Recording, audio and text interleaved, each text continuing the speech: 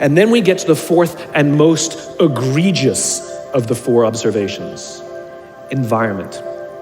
We're now taking this wonderful, smart, idealistic, ambitious, hardworking, good group of people that were dealt a bad hand, and we're putting them in corporate environments that do not care about them as human beings, right?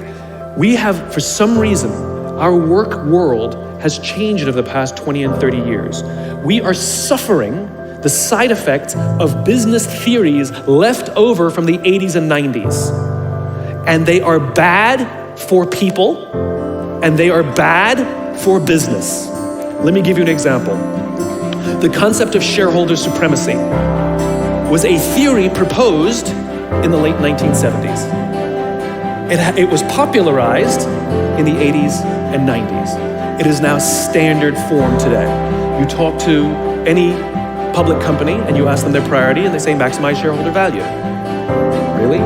That's like a coach prioritizing the needs of the fans over the needs of the players. How are you going to build a winning team with that model? But that's normal today. We don't even perceive it as broken or damaged or wrong or outdated. Remember, the 80s and 90s were boom years with relative peace and a kinder, gentler Cold War. Nobody was practicing hiding under their desks in school anymore. We are no longer in those times. These are no longer boom years. These are no longer peaceful times, and those models cannot work today. Here's another one. Mass layoffs. Using someone's livelihood to balance the books, right? It's so normal in America today that we don't even understand how broken and how damaging it is, not only to human beings, but to business. You know, companies talk about how they want to build trust and cooperation and they announce a round of layoffs. Do you know the quickest way to destroy trust and destroy cooperation in a business, literally in one day? Lay people off, and everyone gets scared. Right? Can you imagine sending someone home to say, honey, I can no longer provide for our family because the company missed its arbitrary projections this year? And forget about the people who lost their job. Think about the people who kept their jobs. Because every single decision a company makes is a piece of communication. And the company has just communicated to everybody else, this is not a meritocracy. We don't care how hard you work or how long you've worked here. If we miss our numbers and you happen to fall on the wrong side of the spreadsheet, I'm sorry, we cannot guarantee employment. In other words, we come to work every day afraid. And we're asking our youngest generation to work in environments where how would any of us ever stand up and admit, I made a mistake? We're constantly being told, you have to be vulnerable. Leaders are vulnerable. What does that even mean? It doesn't mean you walk around crying, I'm vulnerable, right? No, what vulnerability means is you create an environment in which someone feels safe enough to raise their hand and say, I don't know what I'm doing. You've given me a job and I haven't been trained to do it. I need help. I made a mistake. I screwed something up. I'm scared. I'm worried. All of these things no one would ever admit inside a company because it puts a target on your head in case there's another round. And so we keep it to ourselves. And how can a company ever do well if nobody's ever willing to admit they made a mistake, that's scared, or they don't know what they're doing? And so we've literally created cultures in which every single day, everybody comes to work and lies, hides, and fakes. And we're asking our youngest generation to work and succeed and find themselves and build their confidence and overcome their addiction to technology and build strong relationships at work. We're asking them to do this, and these are the environments we've created. We keep saying to them, you're the future leaders. We're the leaders now. We're in control. What are we doing? This is what empathy means. It means if there's an entire generation struggling, maybe it's not them. It's like, you know, the only thing that the common factor in all my failed relationships?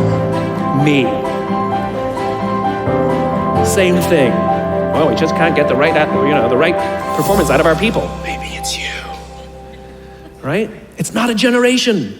It's not them. They're not difficult or hard to understand. They're human beings like the rest of us, trying to find their way, trying to work in a place where they feel that someone cares about them as a human being. By the way, that's what we all want. In other words, it's not even generational. It's all of us. This is the practice of empathy, that if we're struggling to communicate to someone, if we're struggling to help someone be at their natural best, I'm tired of people saying to me, how do I get the best out of my people? Really, that's what you want? They're like a towel, you just wring them. How can I get the most out of them? No, how do I help my people be at their natural best? Right? We're not asking these questions. We are not practicing empathy. We have to start by practicing empathy and relate to what they may be going through, and it will profoundly change the decisions we make. It will profoundly change the way we see the world. Someone's driving to work, you're driving to work, and someone wants to cut into your lane. What do? Do you pull your car up, or do you let them in? Most of us pull our cars up and go like this. You wait your turn. Now let's practice empathy. I don't know, maybe they've been out of work for 6 months. Maybe they had trouble getting the kids out to school this morning and now they're running late for a really important interview and they just have to get to this interview and they're gonna cut into our lane. Or maybe they're just a bastard, I don't know. But that's the point. We don't know. We don't know. And the practice of empathy will say, I'll let them in and I'll arrive to work 1 car length late. Right? We don't always have to be right. We don't always have to be in charge. We don't always have to be the one who succeeds. It's not about winning or losing. And that's where I go to the second point. After empathy comes perspective, where it's not about winning or losing. In game theory, there are 2 kinds of games. There are finite games and there are infinite games. And this is how you're going to change your perspective. A finite game is defined as known players, fixed rules, and an agreed upon objective. Baseball, for example. We know the rules, we all agree to the rules, and whoever has more runs at the end of 9 innings is the winner, and the game is over. No one ever says, we can just play 2 more innings, I know we can come back. It doesn't work that way. The game is over, right? That's a finite game. Then you have an infinite game. Infinite games are defined as known and unknown players. The rules are changeable, and the objective is to keep the game in play, to perpetuate the game. When you pit a finite player versus a finite player, the system is stable. Baseball is stable, right? When you pit an infinite player versus an infinite player, the system is also stable, like the Cold War, for example, because there cannot be a winner and a loser. There are no winners and losers in an infinite game, right? It doesn't exist. And because there are no winners or losers, what ends up happening in the infinite contest is players drop out when they run out of the will or the resources to play. But there's no winners or losers. Problems arise when you pit a finite player versus an infinite player. Because a finite player is playing to win, and an infinite player is playing to keep the game going, right? This is what happened to us in Vietnam. We were playing to win, and the Vietnamese were fighting for their lives. We were the ones who got stuck in quagmire. This is the Soviet Union and Afghanistan. They were trying to beat the Mujahideen, and the Mujahideen would fight for as long as is necessary. Quagmire. Now let's look at business. The game of business has pre-existed or has existed long before every single company that exists on this planet today. And it will outlast every single company that exists on this planet today. There's no winning the game of business. And the reason is because we haven't agreed to the rules. I get such a kick out of this. You realize how many companies actually don't know the game they're in, right? Listen to the language that the companies use. We're trying to beat our competition. We're trying to be number 1. Did you know that we were ranked number 1? Look at the listing. Based on what criteria? Revenues, profits, market share, square footage, number of employees, based on what time frame? A quarter, a year, 5 years, 10 years, 20 years, 50 years, 100 years? I haven't agreed to those standards. How can you declare yourself the winner? How can you declare yourself number 1 where no one else in the game has agreed to the rules? It's arbitrary. There is no winning because there's no end. In other words, companies are playing finite games. Listen to their language. They're trying to beat their competition. What does that even mean? It's the leaders and the companies that understand the game that they're in and organize their resources and their decision-making around the infinite contest that outlast and frustrate their competition.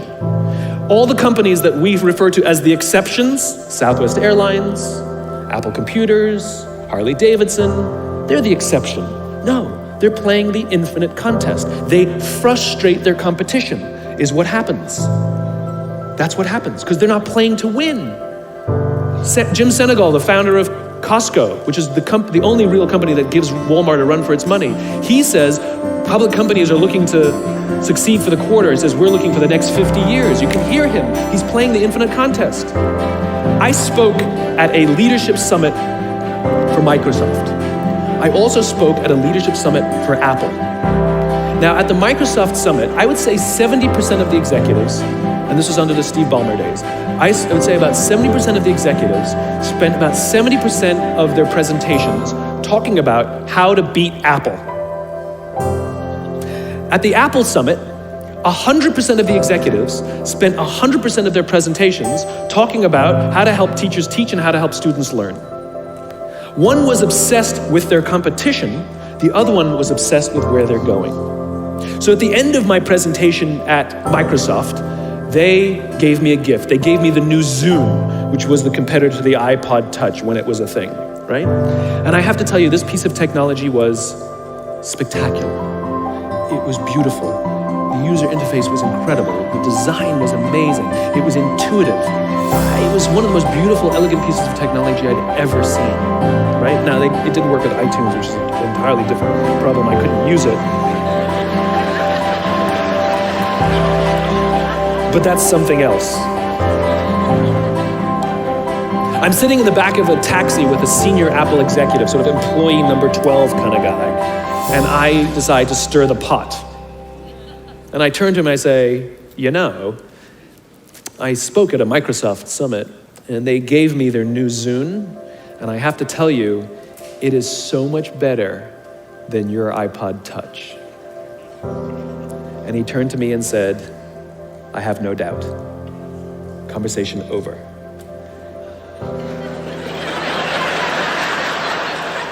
Because the infinite player isn't playing to be number one every day with every product.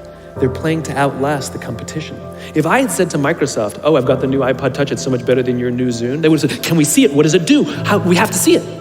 Because one is obsessed with their competition, the other is obsessed with why they do what they do, the other is obsessed with where they're going. And the reason Apple frustrates their competition is because secretly, they're not even competing against them. They're competing against themselves. And they understand that sometimes you're a little bit ahead, and sometimes you're a little bit behind. And sometimes your product is better, and sometimes you're not. But if you wake up every single morning and compete against yourself, how do I make our products better than they were yesterday? How do I take care of our customers better than we did yesterday? How do we advance our cause more efficiently, more productively than we did yesterday? How do we find new solutions to advance our calling, our cause, our purpose, our belief, our why every single day? What you'll find is over time, you will probably be ahead more often. Those who play the infinite game understand it's not about the battle, it's about the war. And they don't play to win every day.